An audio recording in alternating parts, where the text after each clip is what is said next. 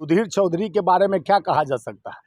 इतना मोदी भक्ति में डूबा हुआ आदमी है, उसको 150 लोगों का पीड़ा नहीं। जो हम लोग तो राजनीति की बात, हमारे नेता राहुल गांधी जी इसमें राजनीति समीकरण के लिए बात भी नहीं किए, बोले कि पहले हमारे कार्यकर्ता वहाँ जाए, मदद करें, उनके जो परिवारों का जितना पीड़ा है उसको नज़दीक से देखें, उनको मदद करने जहाँ तक मदद हो सकता है करो। लेकिन इनके लोग प्रोपेगेंडा में लग गए, इनके चैनल, गोदी चैनल वाले ये बता रहे हैं पब्लिक, अरे जब तुम उसको स्पॉट बनाए हो, घूमने वाला स्पॉट है, घूमने फिरने लोग वहाँ जाते हैं, झूला पर झूलते हैं, उसका 2 करोड़ रुपया लगा के पेंटिंग डेंटिंग कुल कराया, मरम्मत कराए, तो वो जब आप वहाँ पर एंट्री करने के लिए आप जब पर्ची काटने बैठ गए तो उसमें पब्लिक का क्या गलती है। पिकनिक स्पॉट जिस जगह पे है वहाँ पब्लिक तो जाता है, और संडे का दिन था, पिकनिक स्पॉट मनाने के लिए बच्चे सारे परिवार के साथ गए, उसमें मासूम बच्चे का क्या गलती था।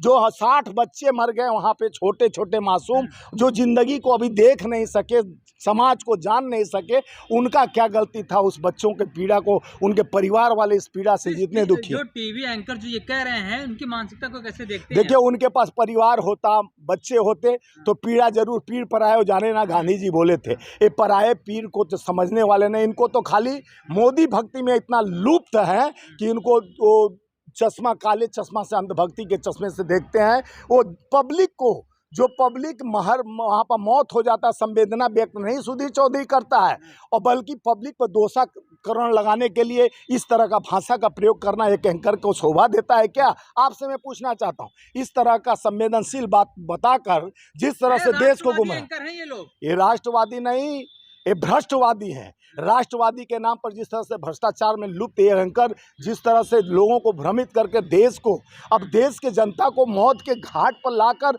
जैसे पहले भी कोरोना काल में ये लोग पूरा प्रचार किए, मोदी जी जिस तरह से कोरोना काल में आनंद फानन में लॉकडाउन लगा देते हैं, लाखों मजदूर मर जाते हैं, पैदल चलते कितने मौत होता है, भुखमरी से मौत हो जाता है। उस समय भी ये मोदी भक्ति में गोदी मीडिया लगी हुई थी।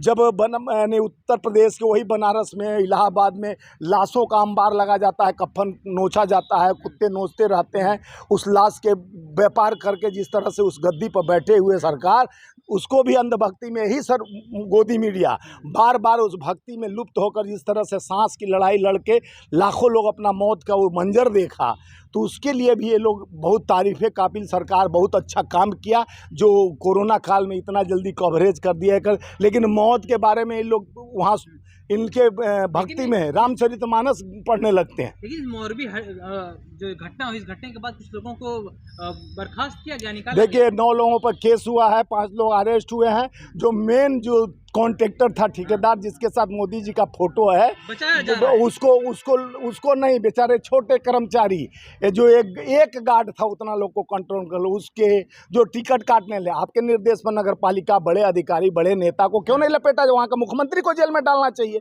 कि 150 आदमी मर जाते हैं, तुम किस तरह का व्यवस्था बनाए हो? नगर पालिका के जितने अधिकारी, तो अधिकारी पर गांज गिरा रहे हो, नेता पर गांज क्यों नहीं गिरा रहे हो? मोदी सरकार के में जाकर के मोदी जी भावुक लोगों से मिल रहे हैं। अरे अस्पताल में तो वो ड्रामा देखा गया कि मुन्ना भाई MBBS आप देखे हैं?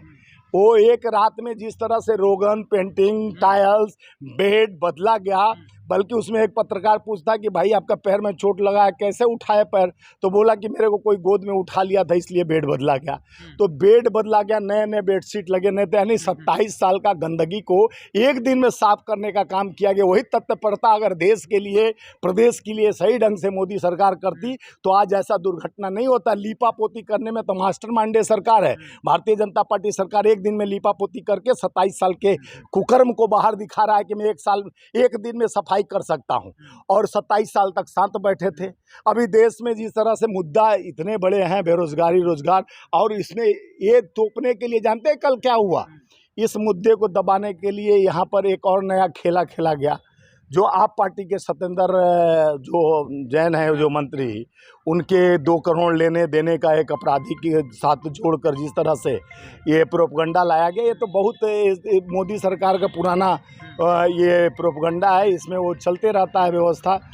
जिस तरह से सरकार अपने पापों को छुपाने के लिए जिस तरह से यह खेल खेलता है। आज देश की जनता जाग चुकी है और जिस तरह से संवेदनशील होकर जिस बात का ये लोग बात करते थे, दूसरे सरकार पर उंगली उठाते थे, आज मुद्दा वही आ गया। क्यों मोदी जी ये भगवान का संकेत समझे कि गॉड का संकेत कि आपके सरकार यानी 27 साल पुरानी सरकार का पुल यानी पोल खोलते हुए ये पुल जिस तरह से गिरा है, आपके प्यारे ठेकेदार आपके साथ फोटोग्राफी कराते हैं, उनको बचाया जाता है। तो ये सरकार का क्या मिली भगत है लोगों का जान लेने के लिए?